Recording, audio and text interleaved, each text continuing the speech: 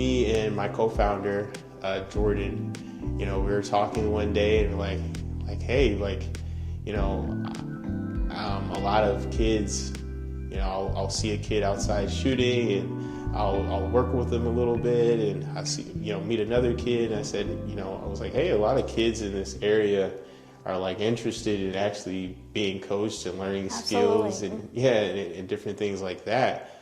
And I was like, hey, on Sundays, let's start,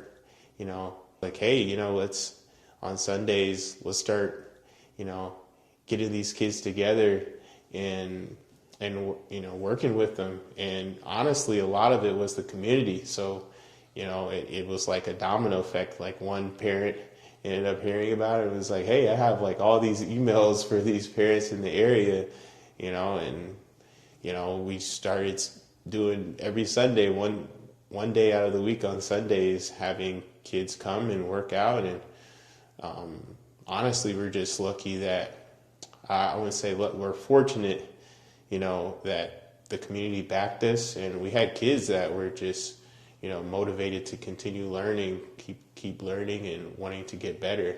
So pretty much all of those kids are still with us today. So that's like the important part, is having kids that are willing to learn and show up every day and be consistent. So that was the motivating factor. And then, after a while, just identifying that, the clinics are great, but you need to have game experience to, have a more rounded developmental experience. So we started getting these kids, all local kids from the middle school, and going out and playing games. And there was a lot of learning moments, and especially for our kids. But now I feel like we're starting to turn the corner where they're getting more confident, and they're like, hey, coach, when are we going to play this tournament? They're eager to go out and play more games, and they're eager to compete. So that's amazing in itself. So to see where we started from, doing free clinics, to now having a 9U team all the way through a 14U team is amazing. And just the parents trusting us with their kids' development, is amazing. This is such an inspiring story. Mm-hmm. Thank you for sharing. And I think the community is also very fortunate, mm-hmm. to have you and your co-founder to organize this program. Mm-hmm. Because as you share from our previous conversation, that I understand the value that you carry and how you vision and how you think about basketball, sports. And I think the tone of the top, when you think about the leaders of any program, mm-hmm. when you have all this good right value to help players succeed in the sport program, also having those transferable life skill, mm-hmm. to later. And I see that it's such inspiring and meaningful things that you do back, mm-hmm.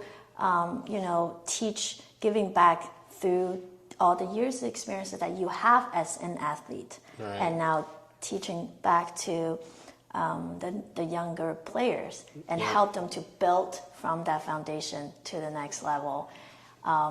It's really great. Mm-hmm. And then I think, I'm pretty sure the parent sees the value, mm-hmm. you're giving the student, and also I think through this, it's also a community. When you talk about, it's a community, cultivating that community culture, mm-hmm. and kids, they see each other. Yes, they're all, yeah. from, mm-hmm. similar in their local areas, mm-hmm.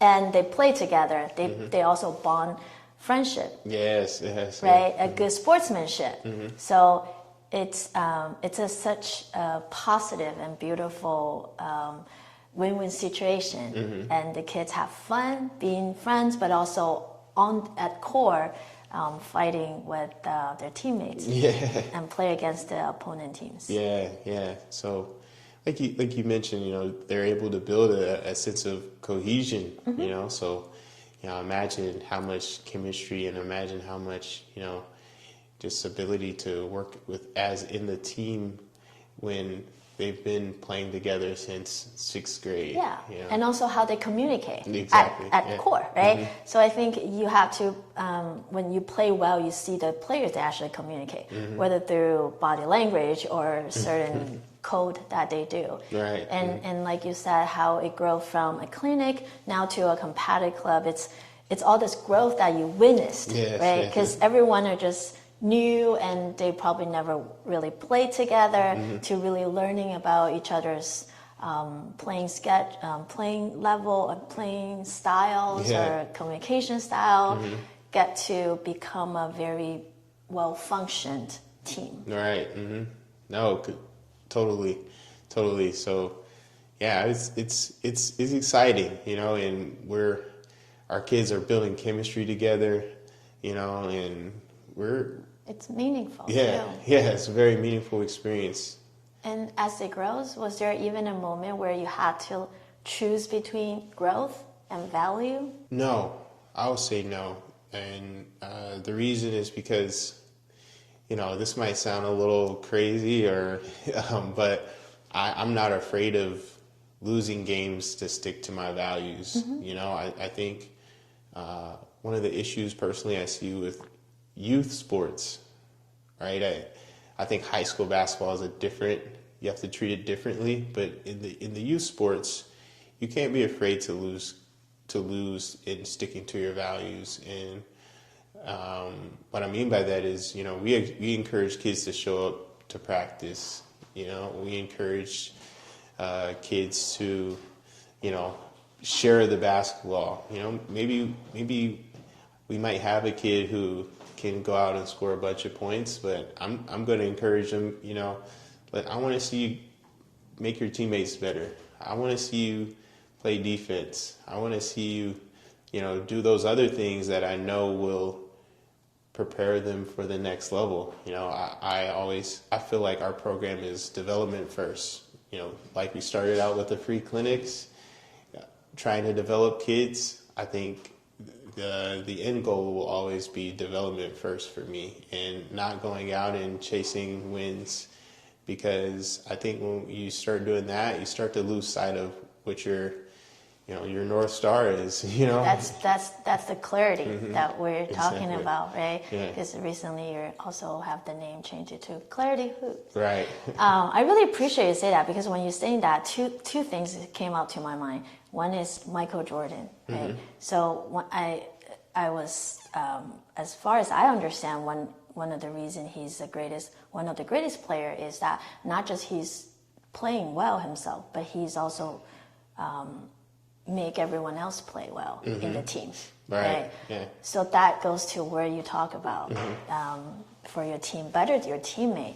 And the other thing I also thought about is that one of the quote from national grandmaster for a chess player, when he was being coached or he was coaching, one thing they said is, if a player has never lost a game in the chess tournament, they must be choosing who they're playing with. Because there's always players that are evolving. Right. It's very similar to what you shared earlier. It's like, who you're the strongest in your area or in your division, your state, or even your country. What about outside of your country? Right. So how is it to feel, hey, take the risk to play to the next level? And how do really strong players have to go through those heartbroken moments? Yeah. Right? So they said, if the kids never lose, and if the parents or the team say, hey, I'm so proud because I never lose, well, there's something is wrong with who you're playing with. Yeah. Right? And I think I really appreciate, because that goes back to the true north is, are we chasing the results, the ranking, or are we choosing what is the core value, which essentially it's gonna blossom and shine as we move further. Right. It's those character building moments, you know, like you have to learn how to lose before you can learn what it takes to win. You know? I love it. everyone sees NBA players and just assumes success is about talent, right? And what do young athletes get wrong about training at that level? I think exactly like you said, like they see like, oh, this player is so great because of their height, or they're Correct. so great because of how high they can jump, and All the time. right? Yeah, it's like there's a lot of people out there that are tall. There's Yes. a lot of people out there that can jump high, but it's those qualities, those intrinsic qualities that they have that separate them from the rest of the pack. And I think things like being consistent, showing up every day showing up the same way, and which is really hard to do. Some days I show up and I'm a little tired. Some days I might have trained a bunch of players, earlier in the day, but honestly, seeing how the pro players work, I push myself to even if it's a kid, if it's a 4-year-old, I'm going to still come with the same type of energy, so just remaining consistent. Mm-hmm. Yeah, that's really good. I remember David Goggins said that I showed up not because I'm feeling great today. I showed up, I don't leave until I'm done. Right. Mm-hmm. Right. So it's like I also tell myself, it's like, hey, I'm showing up today for myself, right, regardless I want it or not. Mm-hmm. And that consistency, it's gonna hopefully, but also knowing that will compound. Yes, right? yes. Because one of the very inspiring thing that you see if you want to use a calculator is you do a 0.01, you do the explanation of the compound, whatever the number you do, it's always greater than 0 to the exponential. Yes. So there it tells you, no matter how small or big that you're showing up, as long as you're showing up, consistency, you're gonna see the result. Yes, yes. Yeah. And if you name one habit that separates elite players from everyone else, what would it be? Honestly, it's a lot. So pinpointing one is hard. It's hard. Yeah. But I would say another one, or maybe just another one. Yeah. Yeah, I would say another one is being coachable. Yeah. I think the best at whatever they do, they want to learn more. They want to be coached. They want to be pushed. And oftentimes when you're dealing with kids, high school, whatever, they can't separate being coached and being attacked. So they feel like, oh, coach is on me, or coach is. It's like, no, it's not. No, the coach is doing you a favor by coaching you, right? Yeah, that's a really good advice. Thank you. Yeah, I think working with the elite level players, you'll see like Kevin Durant. I'm working with Dashletics, who has Kevin Durant as a client, and I'll see like Kevin Durant is asking Dash like, what am I doing wrong here? And it's like, this is one of the best players in the world. Yeah, that's right. And like one of the best players of all time. So, and he's asking someone how he can improve. So there's no excuse why a high school athlete can't ask, or can't be willing to take criticism, can't be willing to get coached. And I think just if our kids were able to, adapt their mindset to that, a growth mindset, being willing to be coached, being willing to take criticism without feeling attacked, I think a lot of athletes are, again, this is applicable to life, they will see themselves progress a lot quicker. Wow, really amazing story. Thank you.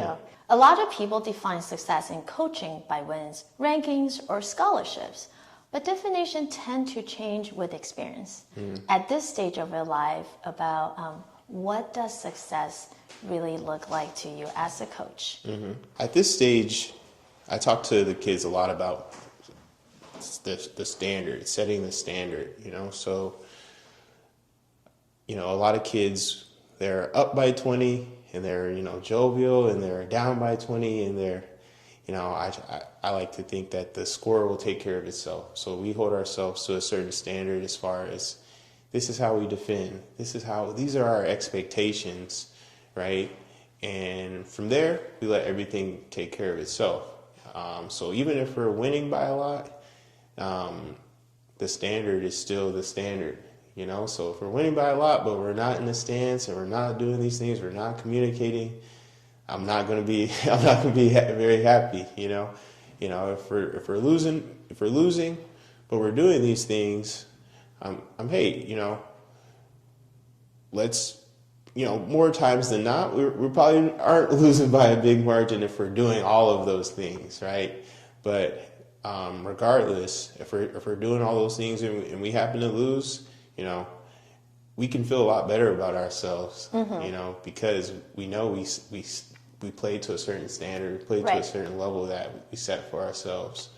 So I would say I define success at this stage as am I not only meeting standards of the team, but the standards that I set for myself, and not being so attached to a scoreboard or a record.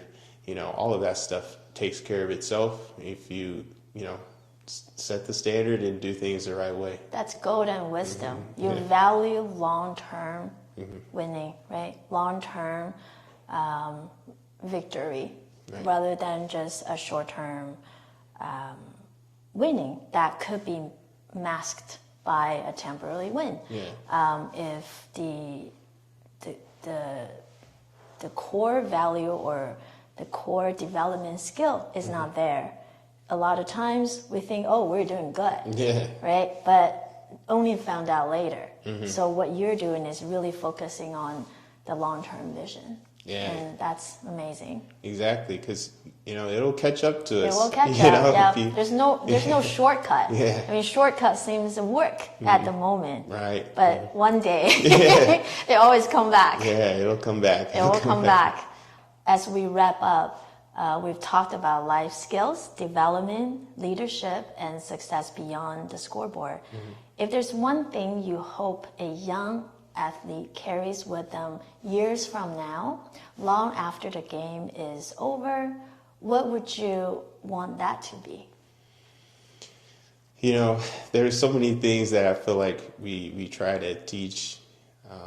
I would say just applying the same, so I'll start with saying basketball is my passion. I don't need to be motivated to go do it. I'm involved in a lot of areas, and I could be doing basketball from 6 a.m. to late at night. So basketball is my passion, and through my passion, I've learned a lot of skills that I apply in life in general. Being disciplined, showing up on time. There's so many different things. What I would like kids that play in my program to take with them throughout life, because basketball isn't going to be everyone's passion. So sometimes as a coach, I have to understand that, this kid, he just might be here for this experience, playing with his friends and different things like that, which is great. But what motivates me as a coach is, can they apply these skills to whatever their passion might be, right? So I would say just applying the same approach that we try to convey to our kids to whatever they choose their profession to be. So if it's, might have a kid who is an artist, wants to be an artist, or, wants to do photography, I just hope that they still show up on time. They still, have a growth mindset and want to continue to learn and be coached. Just all of those qualities that we try to convey to our kids. I hope that they can apply it in other areas in life. I love it. This is really amazing, and it actually touches me. And what you said, it's not just a basketball coach. You're turning that into a live mentor. Right. That's like a mentor, how to help kids transfer and realize all the skills that they learn right now. Right. How do that transfer and be useful to their life? That's like the next level. It's really amazing. Thank you so much. Yeah, thank you. And Chris, thank you so much for sharing your perspective, experiences, and the work that you've done for the young athletes. And for parents, coach, and athletes, if this conversation resonates with you, please subscribe. But also, this is a reminder to you all that development takes time, and the impact isn't visible right away. So thank you for being here, and we'll see you next time.